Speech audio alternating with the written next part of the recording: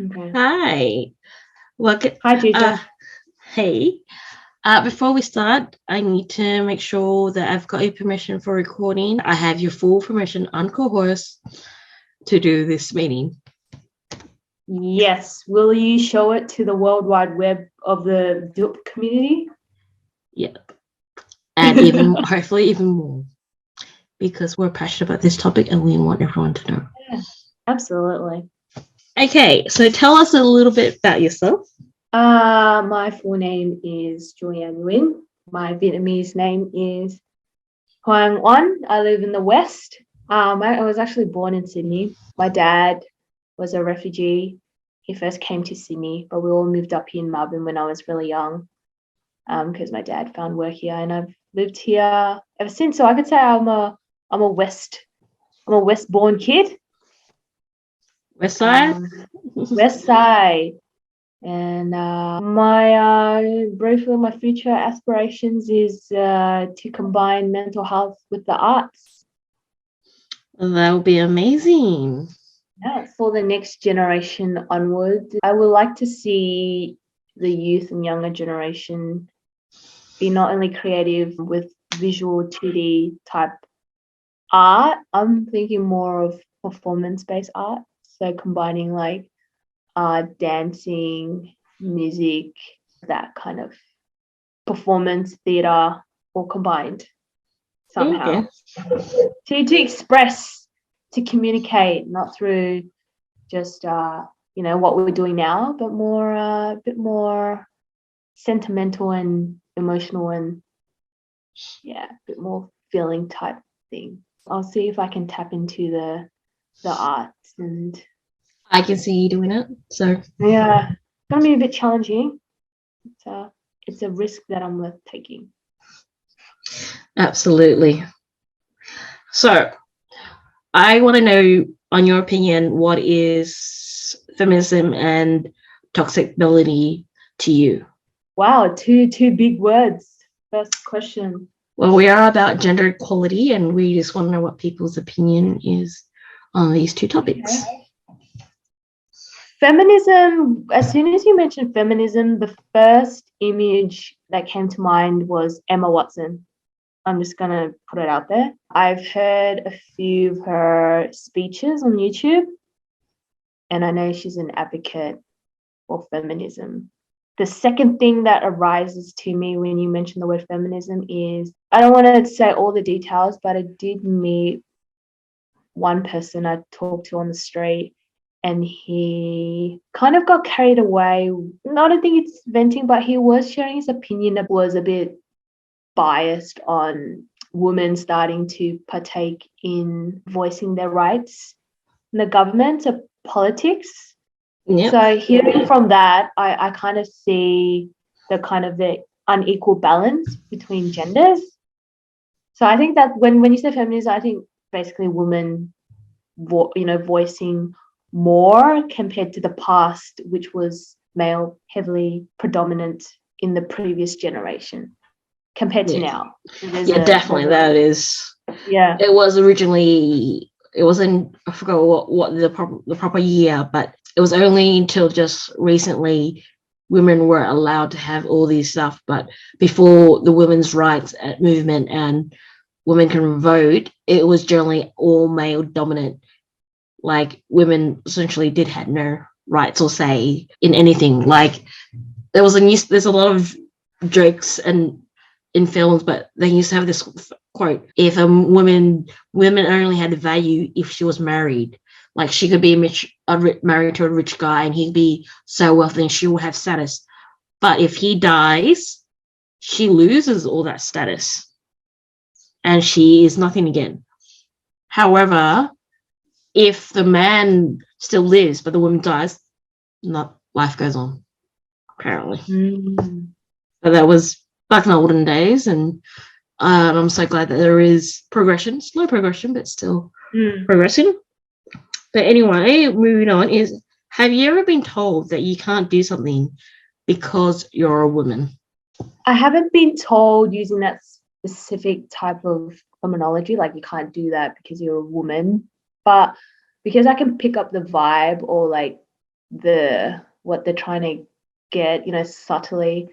Probably at home. Yep. Specific tasks are left for not me, but like my brothers, for example, like thinking that I'm not strong enough to carry a piece of furniture and assemble it. Just something small as that. Okay, how about we change the question a bit? Mm-hmm. Have you ever been gender stereotype? And do you think it's worth being of Asian descent? Like not just within family, but just in general. Could be a family home, could be down the street, school, work, any. When you say gender stereotype, do you mean like assuming like our roles as a male or female? Yeah, like similar to what you were touching base, like people presume that you won't be able to do something because you won't be Yeah, strong enough, yeah. or women can't go out because Oh, they need yeah, someone to protect them, yeah, or like color, yeah. like when you buy Mm-hmm. presents for kids, blue is for boys, pink for girls. That's gender Yeah, stereotype. Like yeah. dolls, Okay. yeah. Um, it's funny. I don't have one of those big explosive examples. Two things come to mind. One is when I was in high school. It was lunchtime and we were out in the yard. The boys was playing AFL footy, and I was the only girl who would kick the ball back, like full on kick the ball back, like kick it properly, Trin. Like You did a like proper kick it. kick. You did a Yeah, like a proper kick. proper AFL kick. And then I will remember this till this day. Like there was this guy sitting on the bench, and he saw my kick. He's like, "Are you a boy?" Like he said that. I was like, "Whoa," like I won't forget that. The second example, it's good that you mentioned. If you said, "Have you been stereotyped?" I think it would be a bit tricky, but because you've asked, and narrowed it down to Asian descent, I would say yes.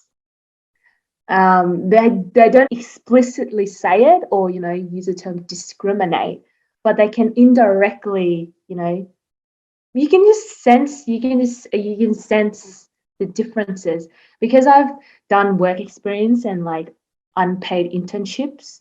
I found the further I move away from the west side of Melbourne, I am the only one with black hair, only Vietnamese girl in the office. So I've I feel like I've had my eyes, and I've cleaned up their office, like cleaned it really well. I do like just duties where they wouldn't normally do. They just hand it to me as if I'm like a junior trainee, which I am, but I feel like if they ask me to do anything, I would say yes. I'm like this little quiet, submissive girl, which is fine. You would do anything to get experience in the door, but I don't feel like I'm being pushed over or anything. You see in movies, people watching probably go, oh, she'll probably cast as like a quiet, submissive girl, kind of girl. Yeah, Okay. that's like in like early 90s and 2000s, that was a generally the emphasis on that. Like if you're Asian, you're like early. There's certain roles they put you in. So there was not many progression for it. Like even in the pay raise, it was quite low, and you getting the stereotype characters. Yeah. There was not much growth. It's kind of reason why Like I like looking back. Yeah, looking back, when you're young and you're like starting out and you're going out of your mother's home, your nest. It's like it is a big scary world out there. People look like, all well, made, and like professions are like, wow, they look really good. They look like they know what they're doing. And then when you're first starting out, obviously you just say yes, yes, yes to anything. I don't know if that's for everyone. So there's no real right or wrong here. It's just like this is your opinion, so no one's gonna fault you for having an opinion. Yeah. And also what I'm sharing is from my experience, like not all workplaces are like this. And, I would say I haven't changed much, but I have learned a lot from it. And, thanks to Dilb, it has really planted more of like this, the learnings, and like more so like it empowers me to be more firm in when I go out. It's not that I need to try and fit in, but my mum and dad has done all the work for me, and also my grandparents. So I'm not scared anymore in that sense. So it's taken a while. Like, and I don't want to judge people, and you go through all of this, so and you learn. So what it was like growing up being of Asian Australian in school growing up? So I wore glasses from a young age. So I think I was the typical nerdy teacher's pet type girl. There's something wrong with that. There's nothing wrong. I had purple glasses. Well, that is your color. And I wore a yellow headband every day in primary school for a long time.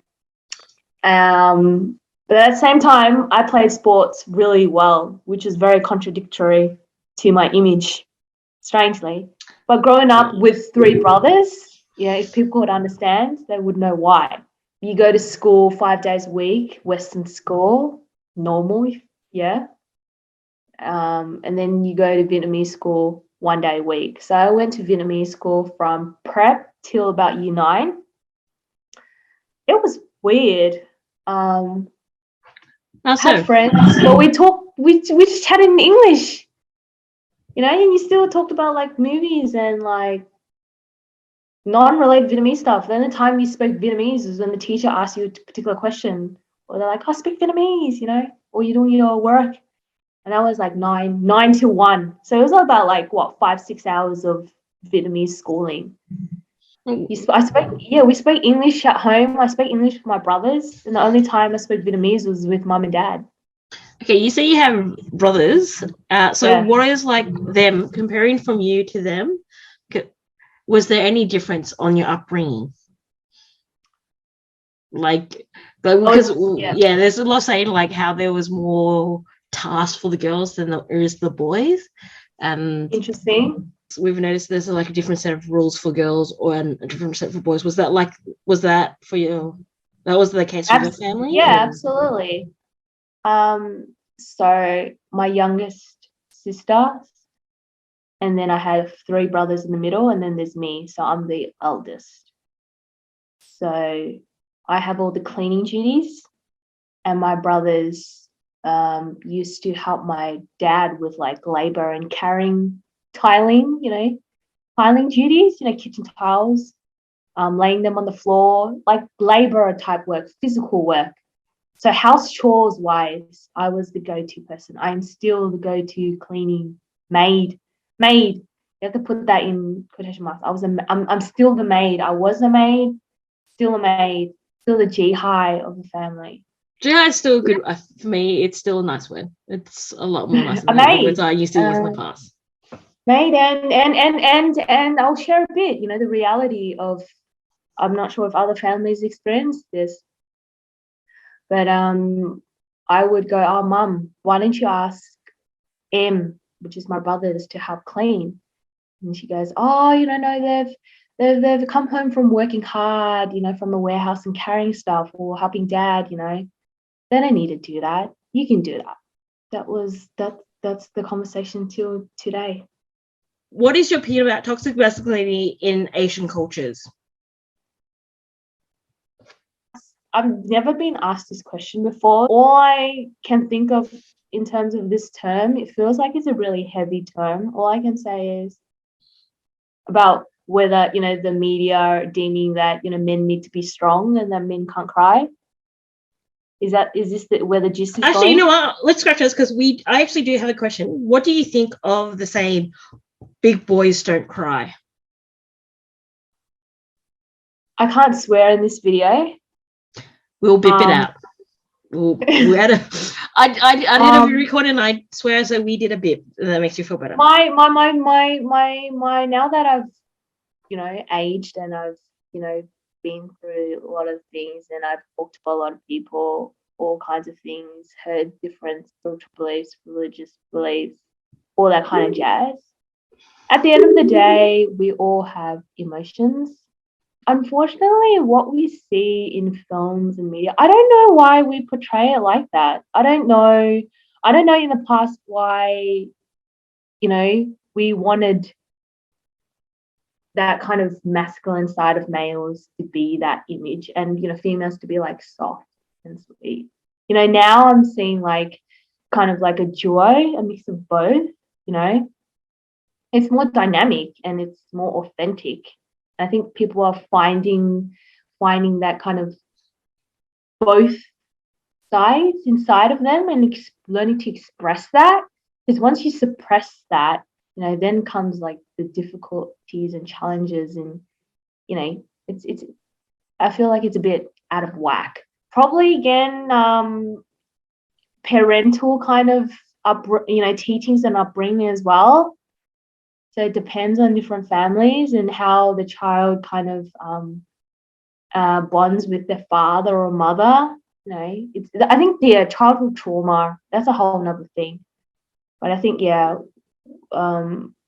family experiences is a big factor, you know, and media. Those are the top two factors. Do you think people speak out about it when they do witness it or see it? I believe there are workplace, you know, not policies, but they're encouraging that kind of thing. Perhaps even mental health. I still feel like there's still work to do. Yeah. But there are what's called, like, you know, they're in communities, they're creating things like men shed, you know, men support group. So they're encouraging, you know, men to come together and talk it out rather than hide and suppress it. So it's good. I think it's gonna take some time. Oh, that's good. Yeah. So, in your opinion, what is gender equality?